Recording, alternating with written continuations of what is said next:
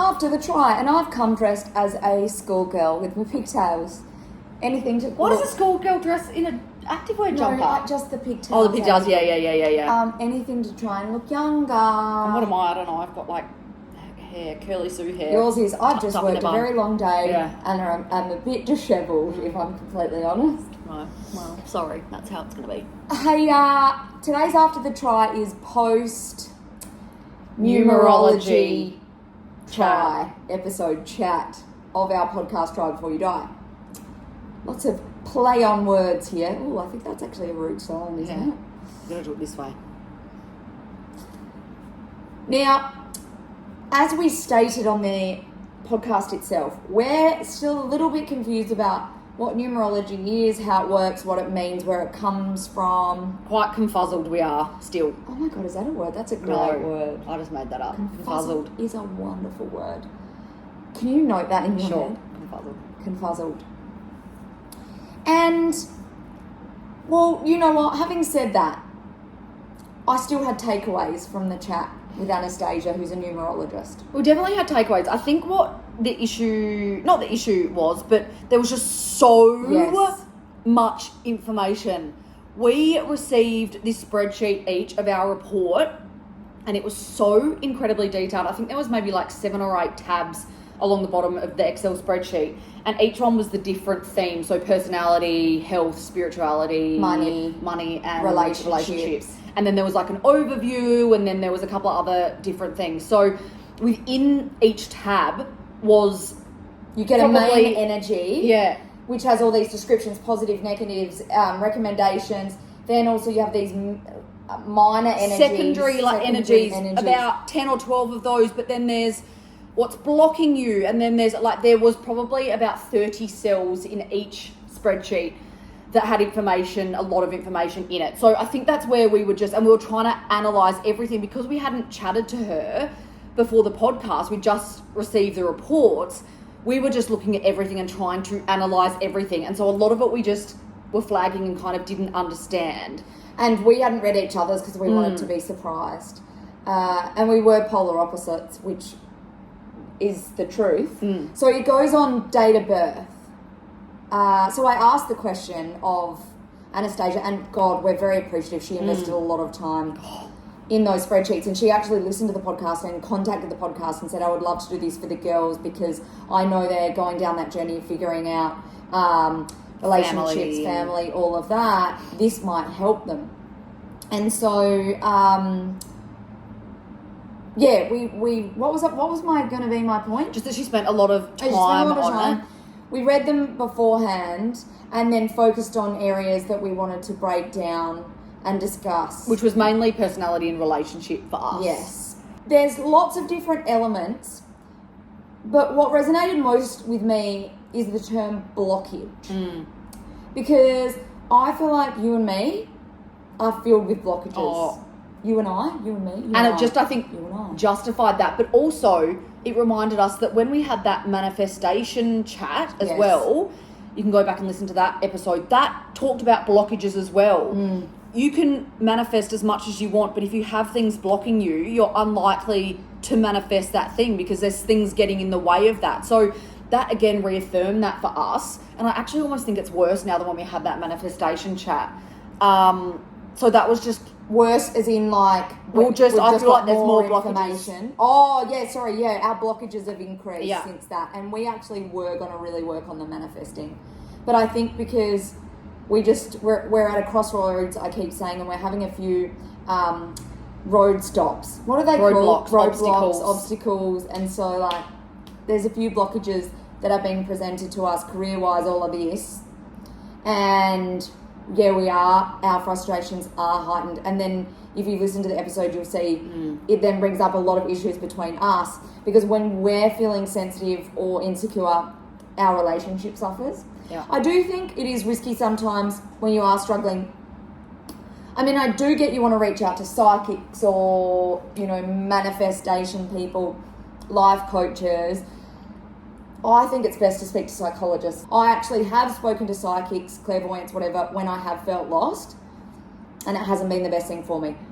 tell you what's good for me, as I mentioned, psychologist. Yeah, absolutely. Having said that, circling back on the blocking, I think what it did highlight is that we've got blockages, and we have really got to, as a main feature, headline for both of us, work on the blockage of self-talk.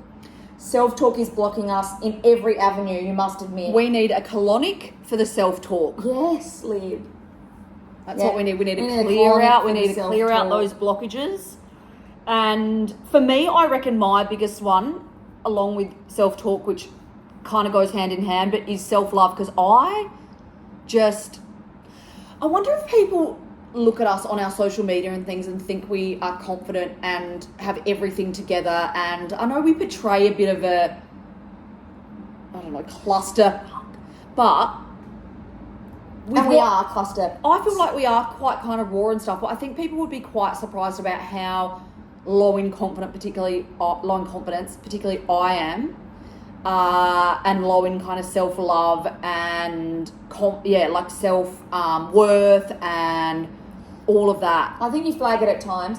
I think we're better than certain people. Some people on Instagram just show the completely positive elements of their life. You know, you shared your hip journey. I shared my egg freezing journey, which wasn't that successful. But no one's ever going to see your day to day. Like, we'll just, when we have something to say, we come on Instagram, we film it. And it's usually more a highlights reel. Or like, entertaining or funny or whatever. Because that is kind of our dynamic and what we do on a daily basis. But it's just so interesting that, like, I feel like I'm extreme in that. Like you say, people might not share all of that, but I feel like I'm so extreme in that way of not lacking stuff. in lacking self-confidence and things. Like, I don't think people would know how much so. Start showing it more if you like. But there is a risk then.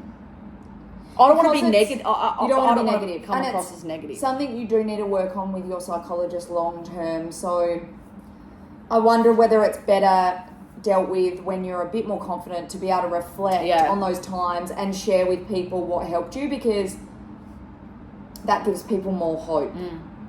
There's a fine line between being negative, I think, and woe is truthful. Me. I don't want to be too woe is me. Because at the end of the day, we are good. We are fine. But it's an hourly battle with the negative self-talk. Especially you. I don't think it's healthy for people to see or worry about you. Oh, God, no. There's certainly nothing to worry about, my God. Negativity. I do think the positive thing out of this is when you say you hope people don't worry.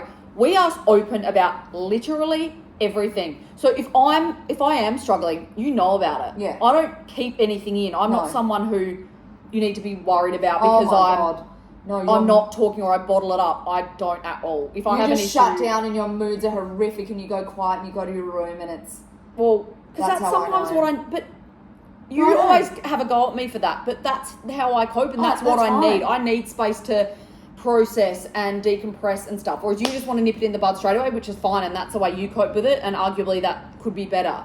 But that's the way I cope. So you've just got to deal with that sometimes. Totally. But I certainly am not someone that bottles things up, and neither are you. I think we're very good at having awareness around what our issues are and then working on those with our psychologist or like talking them through or whatever. But tell you what, it takes a shite load of work, that is for sure. Because we both see psychologists regularly. Yeah. Excellent ones. Excellent ones. Different ones, obviously. But that was my takeaway, the blockages, and that we had already made ourselves more aware of our negative self-talk and are now pulling each other up. Because it's actually quite alarming. It's one thing to come across as a cluster, but it's another thing to... There's a fine line between light-hearted jokes and you're actually abusing yourself. And because the more you say it to yourself, the more you actually believe it to be true. So it's just... It's not good. It's actually quite dangerous. A big one for us is we'll take a photo for something and look at it and be like, yuck, I look disgusting. We're at the point where we're like... Or we start videos. Like, I'm surprised we didn't start this video like that. We start a video and we'll be like, oh. I've gone the opposite way and I'm like, although you did say I look dishevelled. But anyway, but you know what? Again, this is the beauty of this podcast and why we do it. Because if we didn't do this podcast and we weren't talking about family and whether we want kids and that kind of thing, we wouldn't have this realization of the fact that us talking to ourselves negatively will then negatively impact on our children, and we don't want that if we go down that path. So that's why it's positive. I think sometimes we have these reflections and they can be a bit, they always seem to be quite... Yeah, we hated that. Yeah. But it does bring out positive things like this, realizations of things that we want to get better at, improve, become more self-aware, have more self-love, etc. So regardless of if we think an actual challenge or a try is positive or whatever, we always get something out of it. And I think that's the most important thing. Well said, Liv. And I think there is nothing further to say on that matter. Please enjoy the episode or go and listen to it if you haven't already, because we break down a huge argument that we had the night before. It's all linked and relative, isn't it? And it's all therapy. Everything happens for a reason. We had that argument so that we could then move forward and, have things to talk about. Inspire others. Improve. Thank you. Bye.